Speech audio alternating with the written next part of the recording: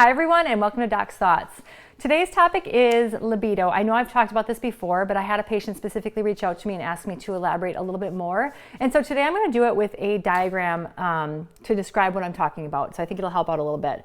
So basically what you'll see in this diagram is the central topic, which is libido. And then surrounding that is all the things I'm going to talk about. I did it as a diagram with them all intersecting like this because it really shows you how all these different things will affect that central problem or issue we're talking about, which is a healthy libido. And then I'll break each thing down.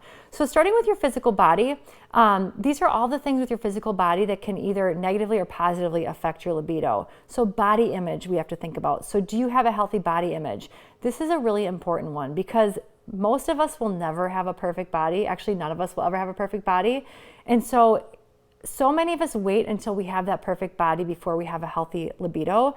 But we have to let this go. We have to be happy with who we are today and love ourselves as we are today in order to have a healthy libido. I know a lot of women that do have a pretty perfect body and they still don't have a good libido because they just don't have a healthy body image. So you don't have to have the best body to have a healthy libido. You have to love who you are today. Your partner does not care. They love you as you are.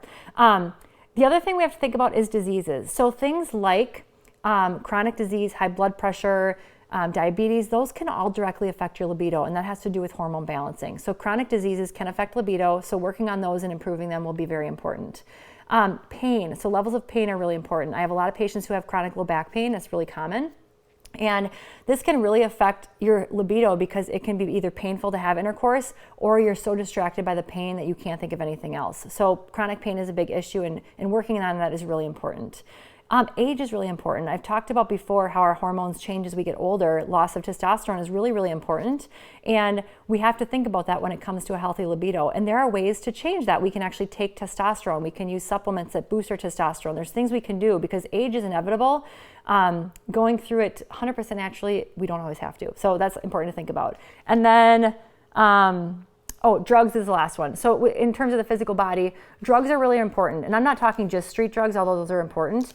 But drugs can affect our libido directly due to their side effects, or like alcohol will definitely it'll make you more uninhibited, but over time it'll actually suppress your libido. So chronic alcohol use is a problem, opioid use, et cetera, et cetera. So drugs are a problem. They can be. So that's kind of the physical part of it. Second part I have on here is emotional, and this is a big piece. People only think about the physical body when it comes to sex, but actually the emotional body is equally important, if not more so. Like, it's so important, you have to think about it. So you have to think about your trauma, and I'm not talking about like physical trauma where you get in a car accident. I'm talking about, were you abused? Were you sexually assaulted? Were you bullied? Are there things that are emotionally affecting your ability to be uninhibited and release and have a healthy libido? Or are these things causing you to have that negative self-body image? So it's something to consider and think about and get help for if you need it. I can't even read my own writing. Oh yeah, relationship and self-love. So what are your relationships like? So that's a really important part of emotional health. If you don't have a heart-to-heart loving relationship with your spouse, how the heck do you expect to have a healthy sex drive?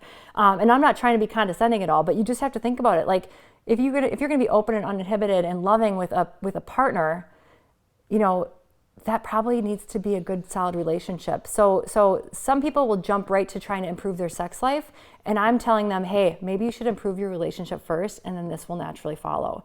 So this is a big one. And then self-love, we kind of already talked about when it comes to body image. So you have to love yourself, period. You have to love yourself, or this will not come.